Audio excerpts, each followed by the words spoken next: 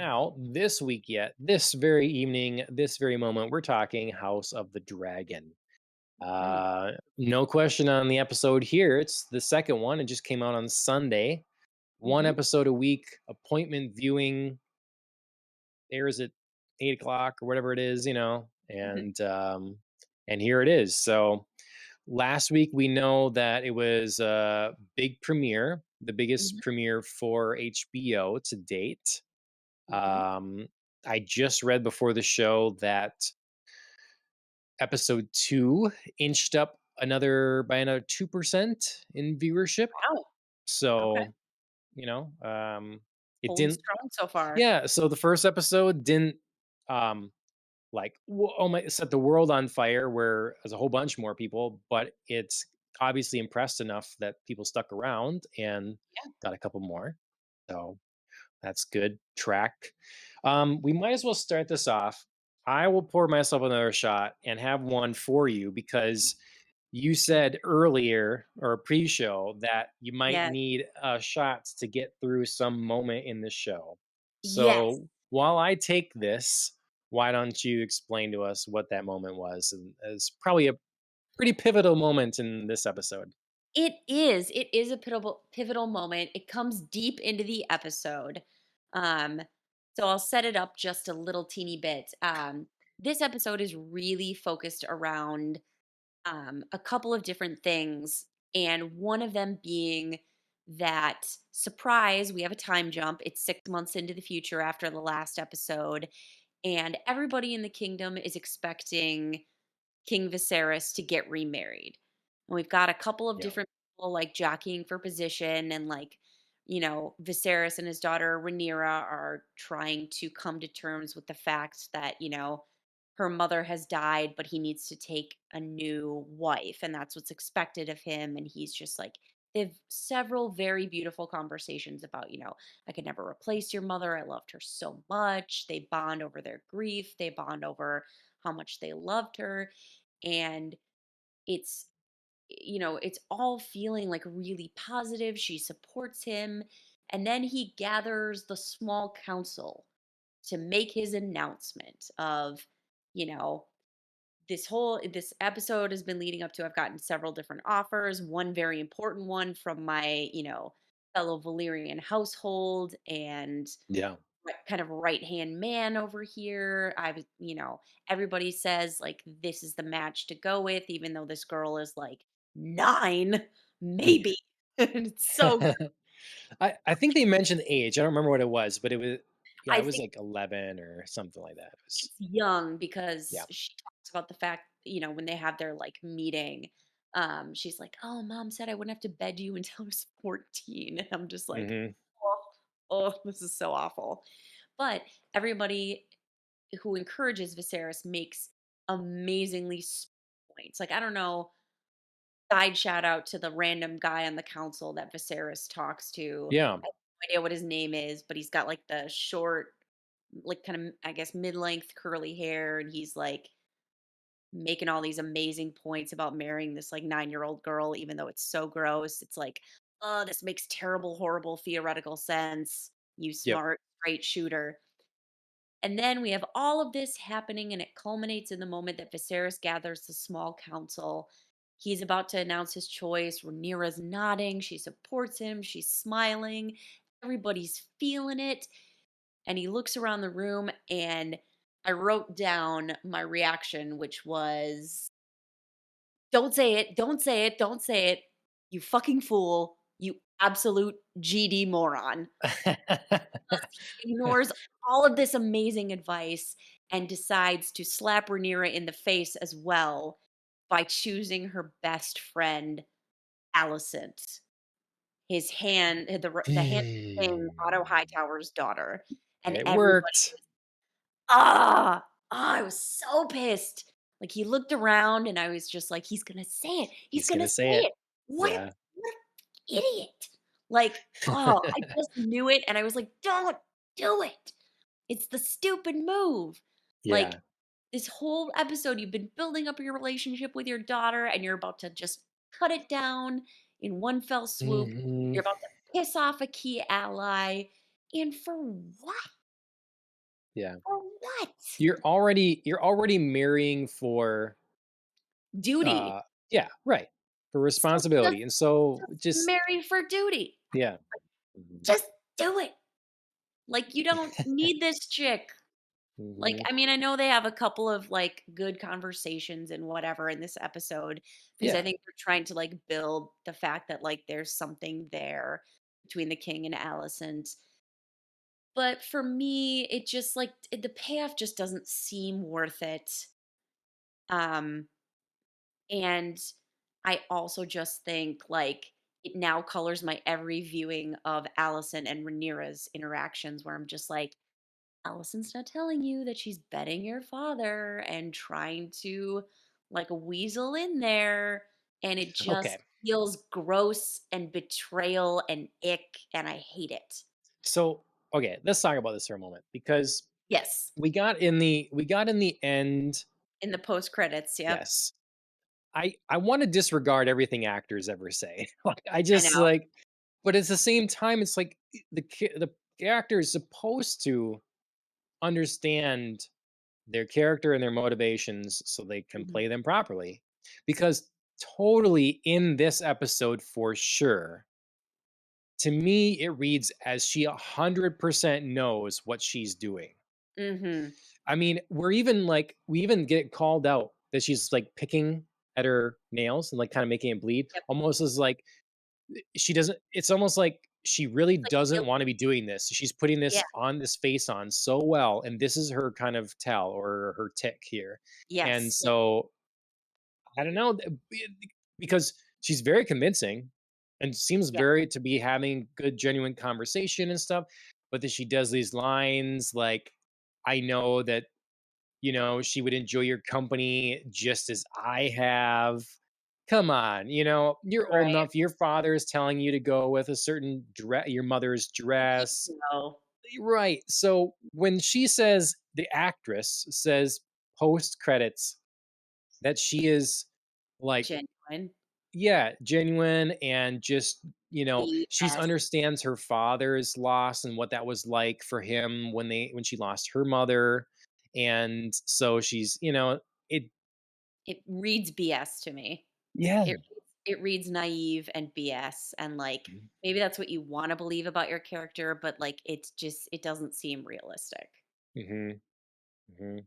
Unless so my only avenue of, like, maybe believing that is we not only got, like, a post credits, kind of like actor and writer and director discussion of the episode, we also got, a preview for episode 3, Mhm. in which a lot of things are happening. Yeah. Um, but kind of importantly, the pieces that focus on Alicent, she is very clearly together with the king. She's trying to mend fences with Rhaenyra and her father, and Rhaenyra and herself. Um, so sticking with, I kind of talked about in the first episode that Viserys and Rhaenyra's relationship was giving me like Henry VIII and Elizabeth vibes. If Henry VIII had sort of like been like, oh right, I have this like smart, amazingly talented daughter Elizabeth who could totally be a great ruler. Now I'm still getting Henry VIII vibes from Viserys, and Alicent is giving me his third wife, Jane Seymour vibes, who is like the ultimate, like, who's often portrayed as the ultimate, like, peacekeeper, like, uniter. She, like, only wants, Henry to be reconciled with his daughters and, like, let's mend fences. And I love everybody. And I'm so gentle and sweet all the time. So that is sort of like the only avenue that my brain can maybe wrap around Allison's motives being genuine. But like you, I'm sort of Peacekeeping, mending sort of things, right, yeah. right.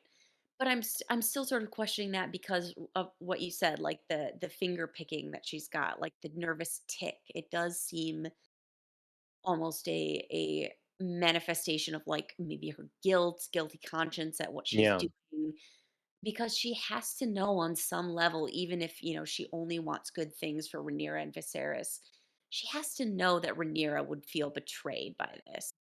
Like, Right. there's no conceivable way that she wouldn't feel that way, especially because Allison didn't forthright say, "Hey, my father sent me to your father, and now Hmm. we're developing a relationship." She hid all of that from Rhaenyra Yeah. and plenty of opportunities to tell her. So, Didn't Otto tell her as well that, like, you're not mentioning this to, or was that the king? Was that Viserys? He's like, you're not mentioning this "You're not to, mentioning our talks." Yeah, Viserys yeah, said, "In this episode, yeah, you're not mentioning our talks to Rhaenyra." Um, yeah, and I mean, I which get is that. odd too, isn't it? Yeah. I mean, I get that because they clearly both know that Rhaenyra would react badly. So Yeah, that makes this episode all the more disappointing for those relationships that seem to be going so well. And you're like, but it's not gonna go well. Like, yeah, you know, hmm, you say you want to mend fences with her and you want everything to be happy, but like, how can it? You're keeping hmm, this huge secret from her.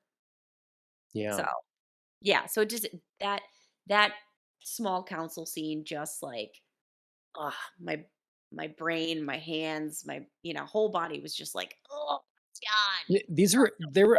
I, I was saying, I think I put in my notes. I was definitely getting some Ned Stark vibes in Mhm. this, like the kind of naive but like trying to do right sort of thing.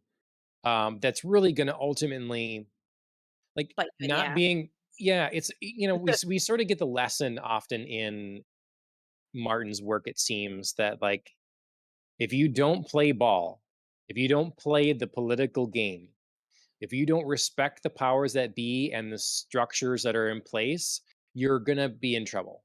Things aren't Yep, going to go well for you.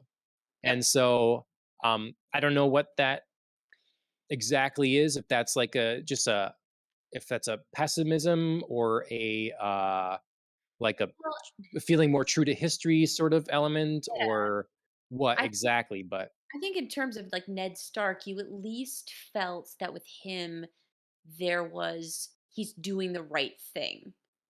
You know what I mean? Like, he's yeah, exposing the truth about Cersei and Jamie, and he's trying to tell yes, Robert about, all of this. So he's doing, like, right, but right isn't always like you said, it doesn't always matter if you're not playing the political ball game.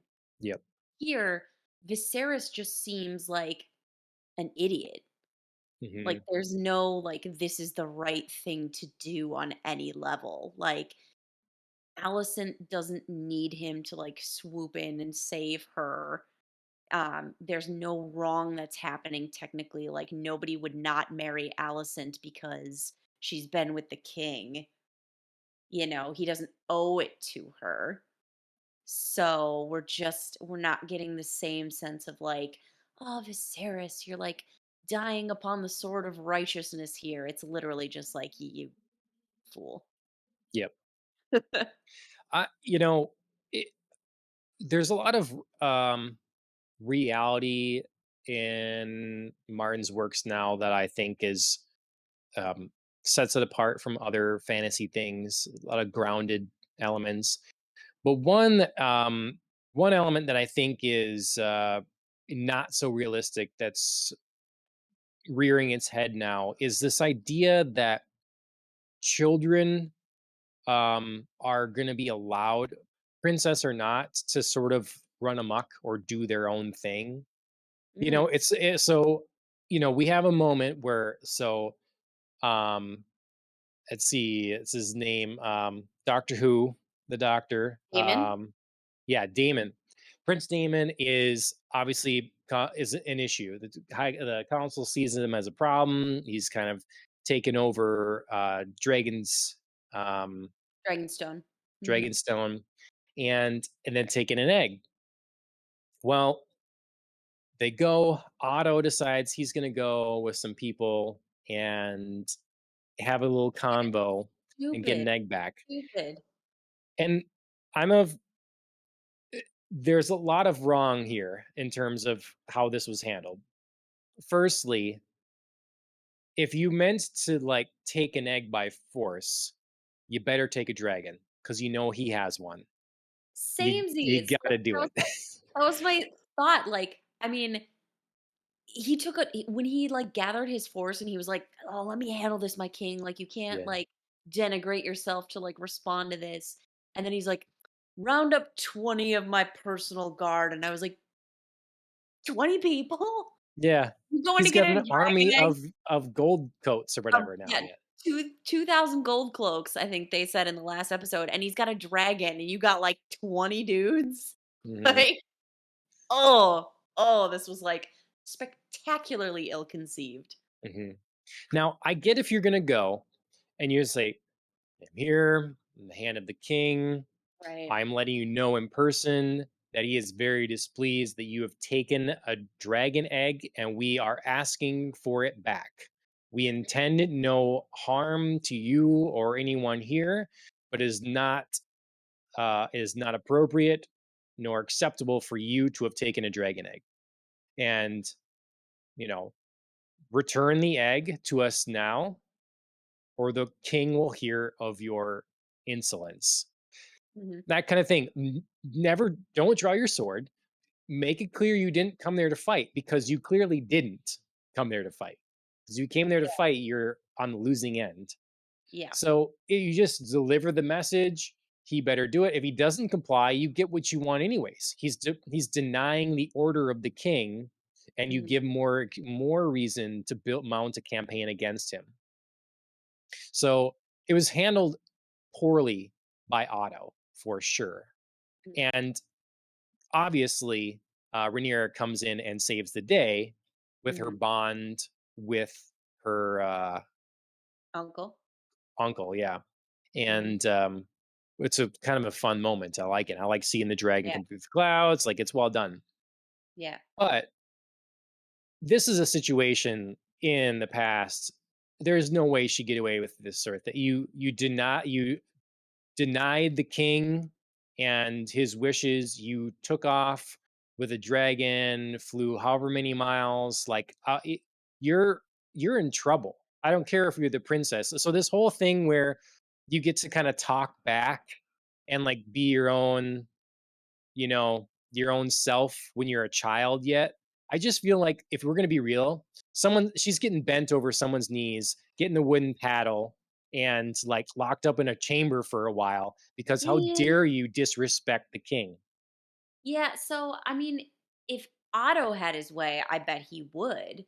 Mhm. Viserys is a really hard character to get a read on Yeah. because he's so flip-floppy, and not in, like, a bad way where I'm frustrated with him, but, like, I just can't predict how he's gonna react to stuff.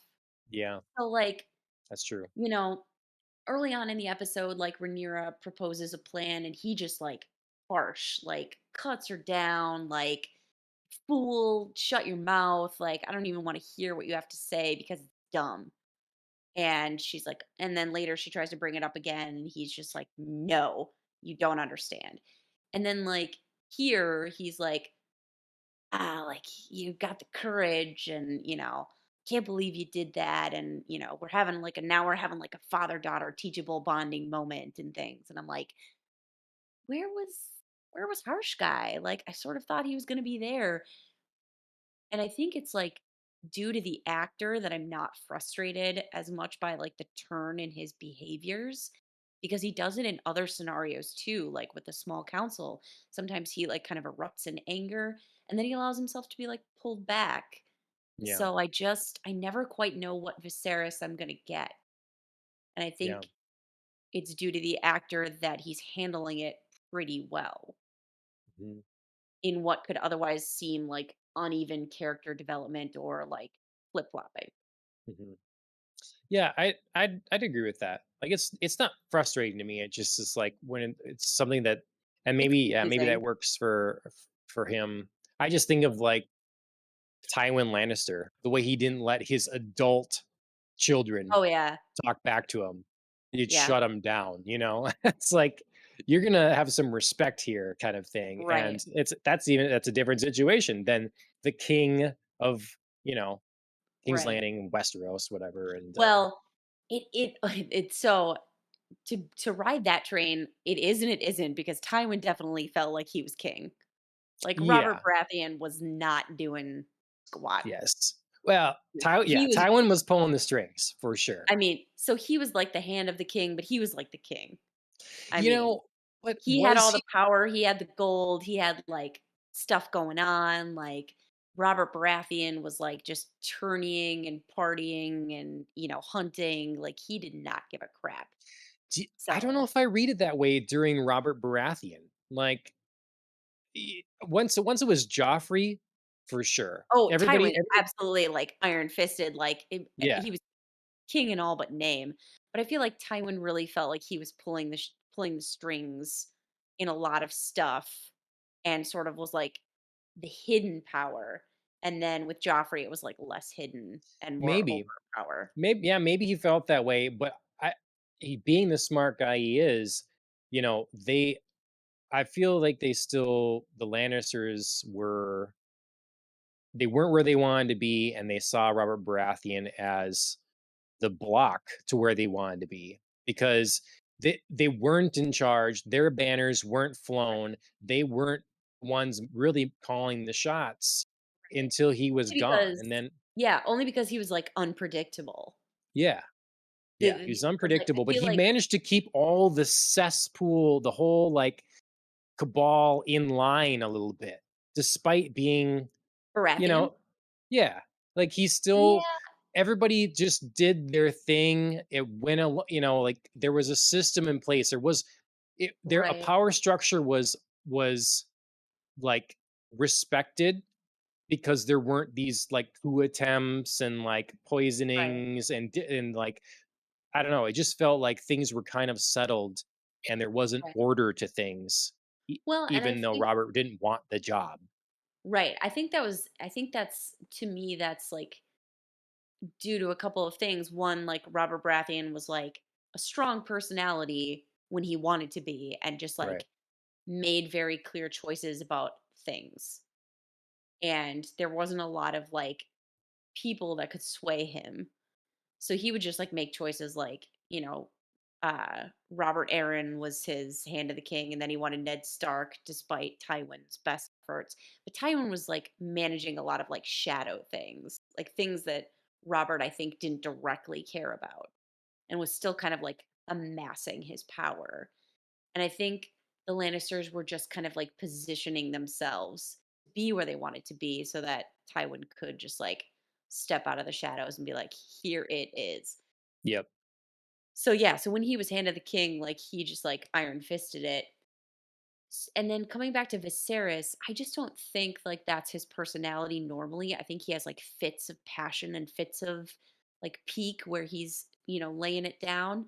And then he does retreat into that like mild mannered, like, yeah, just Yeah. kidding. Like, but if Damon were to be the king, I think he absolutely would be more of a Tywin than a Mm. Viserys. Hmm. I think he would be more like, you don't talk back to me, like you don't get away with Yeah. stuff. I don't care if you're my kid. I don't care if you're my right hand man. I don't care if you're my wife. I don't care. Like this is how it's going to be. I rule. I win. I tell Yep. you what to do. Yep. Yeah, it was interesting because someone we haven't talked about much is John Aaron, Princess thank you. Rhaenyra Valerian. The other Renice. option, Rhaenys, yeah, Hmm. Rhaenys. The other option for ruler previously, Hmm. and we get to talk to her a little bit in this episode. What? How did she? What did you make of her? Like, how do you read her? Yeah, I thought it was interesting how she said like Viserys is no fool. He's a smart guy, and then cut to the He end of was a the fool. episode. you know, but Such a fool. Yeah. yeah, what'd you make of her? I still read her as pretty bitter. Yes, totally read her as bitter. And actually, the actress that plays her, I don't remember her name, so Alan will have to help me out on this one. Um, but I loved her post credits commentary where she's like, I think, Renice is both sharing what she thinks is like some hard truths with Rhaenyra, but also is doing so because she's super bitter about being passed over, and she just like wants to believe that, it's like the patriarchal system where it's just like men prefer the father to son, hand it down bloodline. They hate the idea of a woman on the throne. So even though like Rhaenyra's special for now, it's not going to last. Right. And she kind of takes like a weird comfort in that, like Yeah. everything's going to return to the natural like patriarchal system because Yep. that's the only reason I couldn't have been chosen, and she Right. doesn't wanna believe that, like, it's something about her personally, which, I mean, we haven't seen enough of her to know if it's something personal that, like, people just saw, like, "Hey, we like the patriarchal system that we have, but then also we don't think because of X, Y, and Z personality, we couldn't accept you." You know what I mean? We Yeah. haven't seen enough of her, I think, to Yeah. know if that's true or not, but it's definitely what she wants to believe, and that totally felt right to me as, like, that post-credits explanation. I was Steve I was Best. ex Steve Best. I That's was who. expecting to get Thanks, for Alex. whatever reason, I was thinking she was gonna come across as a sort of what, Queen of Thorns? Was it Queen of Thorns or Queen of the Roses? Oh, Olenna From type yeah. of. Yeah, Yeah. that kind of like a high intelligence, ready to like, and Mhm, sort of a little above it all. Like she's made peace with this is how things are. Wouldn't necessarily expect that she was gonna become the queen anyways. And like she's aware of reality and seen it now and just like been through mhm, a lot and just was gonna be a wise figure that would potentially counsel Rhaenyra well. And mhm.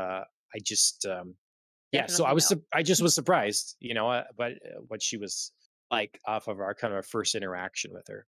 Yeah, yeah, I, like you, was kind of hoping for an Olenna Marjorie Yeah, type relationship where Marjorie clearly learned from Olenna how to work situations to her advantage, to, like, not quite be meanly manipulative, but smartly manipulative yeah, to gain power and to gain, that type of like powerful currency of being liked or being respected. Um, you know, not being seen as like a threat necessarily, but being powerful in her the own way. ones that know see her as a threat. Right, The other exactly. smart people see her as a threat, Right. and the It's not people like that she's not like threatening. yeah, hmm Yeah. So I was kind of also hoping for that relationship, and yeah, that's not what we got because at all. honestly, it's some of the best in Game of Thrones is how well done these conniving, the powers that be are at play with one another. These conversation, it like the conversations. It's like in Tarantino, but really intelligent. It's just like Mhm. Yeah. around the table and with wine, like drinking and talking. So I'm hoping we have some of that somewhere in this, Mhm. but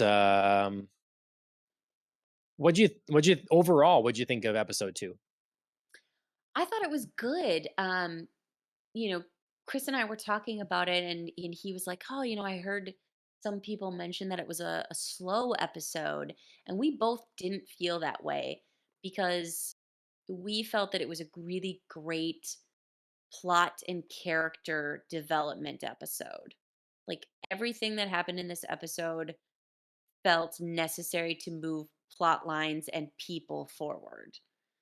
Mhm. We we got a lot of information about, like, hey, some time has passed, some threats are happening, like Damon's at Dragonstone, he's getting real ballsy about it. Just announcing like, hey, I'm the rightful true heir, I'm setting up a Dragonstone, I'm gonna get married, I have a kid, I'm stealing a dragon egg, like, got my gold cloaks. So he's sort of clarifying his position, and so that sets up a lot of great conflict with his family there.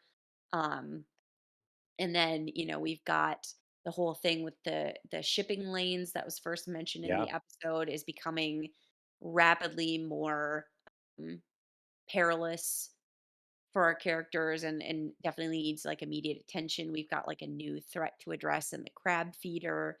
whose mask, by the way, is super creepy. I Yeah. love it. Um, so yeah, so Cool. like things are happening, things are moving. Like the king needs to remarry. We've got some like personal relationships that are affected by that. The king and Rhaenyra's relationship moves back and forth.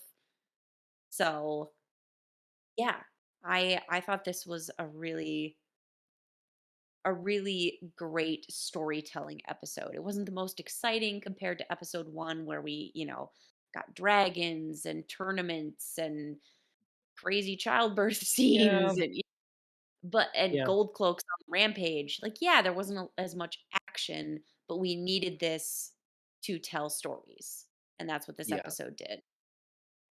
Yeah. I mean, we got to find out that we got a lot more from Lord Borgelus Valerian, and we Yeah, find out that he's talking to Damon then at the end. yes. So more I mean, trouble, like, who didn't see that coming? right? Makes Viserys sense. made himself some really, really obvious enemies. Hmm. And I was just like, of course this team up is happening. Yep. I mean, Like, look, yeah. Mhm. People can think the episodes is slow. I get it, but I also think there's definitely an audience out there that's like, if the episode doesn't have like a beheading and some tits, it's not a good episode. And right. it's like, to me, Game of Thrones, this stuff has always been about the political drama, and Exactly. the, the other stuff is all benefits, but Yep. it's not the core of the show. And that's Right. the the thing is, some of the best episodes can just be about the tension of the political drama. And Mm. in this, I mean, the tension when you have two dragons facing off, Mm, like, that was to great. me, those are great moments. Like, hey, you see the thing coming through the cloud, lands like all of a Oh, sudden, that was playing great. field level, Great moment. like, Yeah. it's yeah. So those are the moments for sure that Hmm. make the show. Yeah. I really liked this episode Mhm. overall.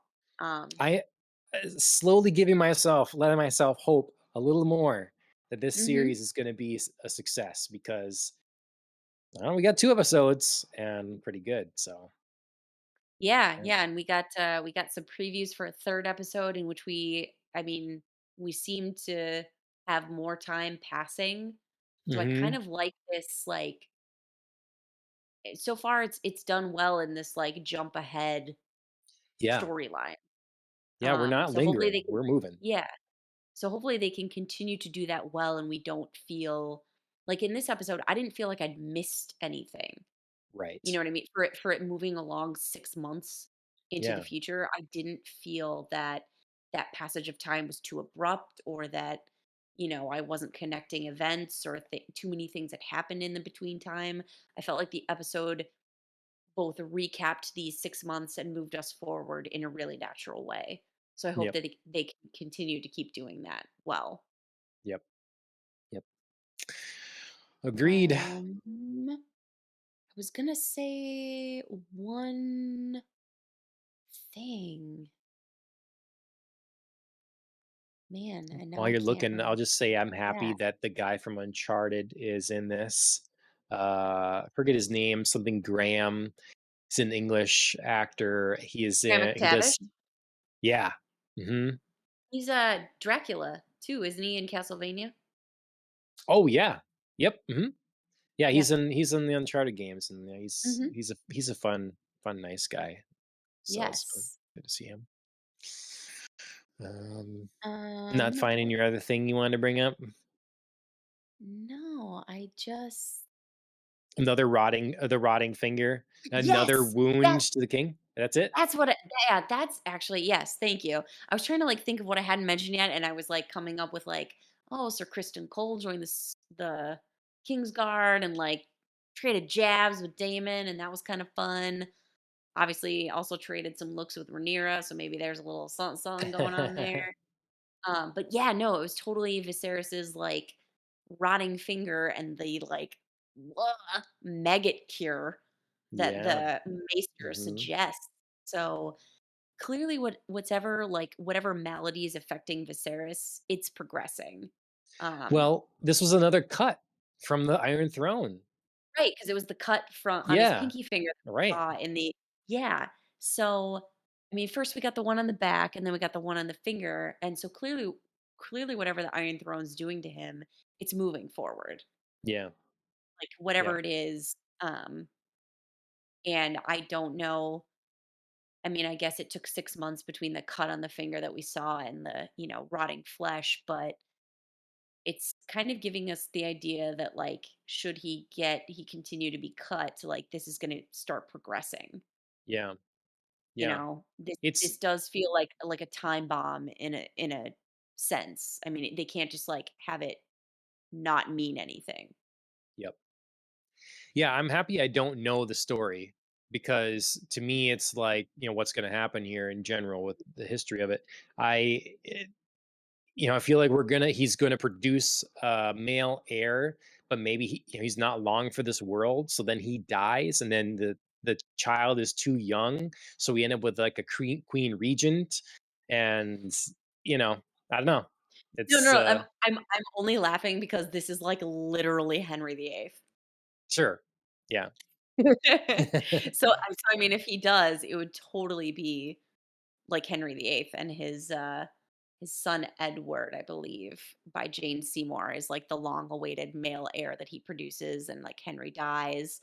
He becomes king at like this super, super crazy young age. So he needs like a regent, and then his sisters yeah, basically are like, just kidding, get you out of here, kid. yeah, Um, right, so so yeah, so I mean this would be like if this is the story of Henry VIII and the Tudor dynasty, it's being told really well and with dragons. hmm yeah. So, No, and I'm here for it. I wouldn't be opposed to someone. I obviously do this, but especially when you're thinking, hey, I'm writing Song of Ice and Fire, I'm writing Game of Thrones, and I'm doing backstory for all this Mhm, stuff. Makes sense.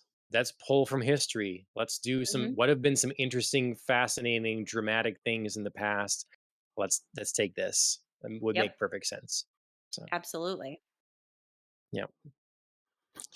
Well, I'm glad you're well versed so you can tell us what the comparisons are, where things deviate and Yeah, I was gonna say, if I mean, we continue down this kind of, like, ghost Henry VIII storyline, yeah, I mean, I got the histories covered, man. This is, like, my time period. This is my jam, so yeah.